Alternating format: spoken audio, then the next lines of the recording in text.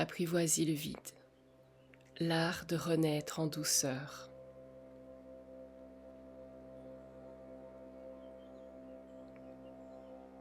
Et si ce que tu fouilles depuis toujours était en réalité ce qui pouvait te sauver? Le vide, ce grand espace sans réponse, ce rien qui fait si peur. Je sais, tu ressens ce vertige quand tu ne sais plus quoi faire, quoi penser, où aller. Mais dans mon expérience, c'est là que commence l'essentiel. Le vide n'est pas une fin, c'est un passage, un seuil, un berceau pour la conscience. Quand je parle du vide, je ne parle pas d'un simple silence ou d'un moment d'ennui. Le vide, c'est l'espace entre. C'est ce moment avant que quelque chose n'émerge. Un moment suspendu. Il peut surgir dans une transition de vie, un deuil, une fin de cycle, un effondrement intérieur, ou simplement dans un instant de conscience où tout s'arrête. Ce vide-là est sacré. Il est le contraire du chaos. Il est l'espace où tout peut enfin se réorganiser autrement. Il n'a pas de forme, mais il contient toutes les formes potentielles. C'est le vide matriciel, celui du ventre de la vie.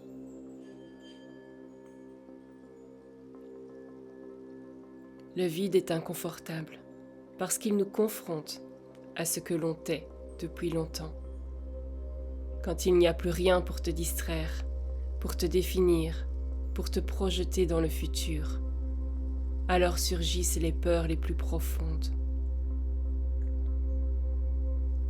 Les peurs qui se cachent souvent derrière le vide sont la peur de ne pas exister si je ne suis pas en action, la peur de ne rien valoir si je ne produis rien, la peur d'être seul face à moi-même, la peur de mourir intérieurement, de ne jamais renaître.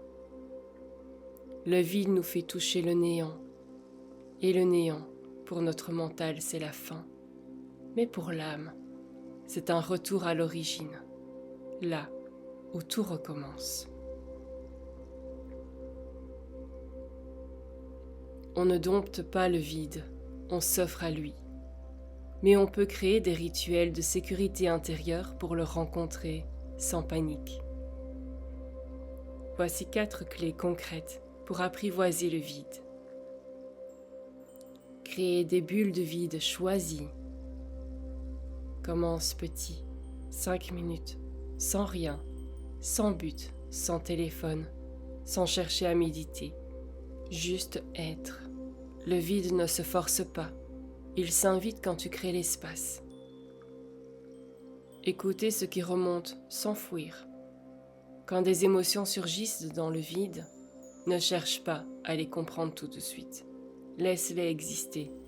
Respire avec elles. Le vide est souvent un sas d'intégration pour des mémoires oubliées. Créer un sanctuaire de vide dans ton quotidien. Choisis un lieu, un carnet, un coin de nature, une respiration qui symbolise ce vide fertile pour toi. Un espace où rien ne t'est demandé, sinon d'être là. Ancrer ton corps dans le vide. Marcher lentement, poser une main sur ton cœur, bouger en conscience. Le vide devient soutenable quand il est habité par ton corps. Quand tu traverses le vide sans vouloir le remplir, tu récupères des trésors oubliés. Voici ce que le vide te rend. L'intuition, qui peut enfin parler sans être noyée. La clarté, parce que le bruit s'éloigne. La régénération, par le repos profond qu'il offre. La présence, car tu reviens à l'instant brut. le discernement entre l'essentiel et le reste. Le vide ne détruit pas, il nettoie, il dépouille, il rend libre.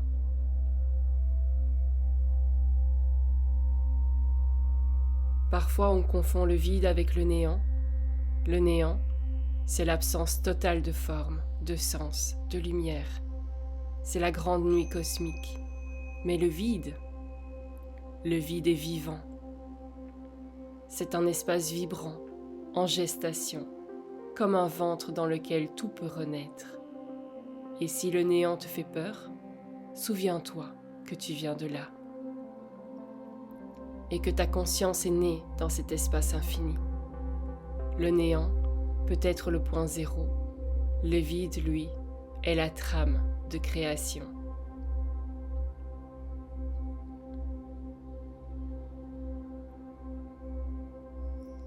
Tu n'as pas à fuir le vide, tu as à l'écouter, à le ressentir, à l'aimer.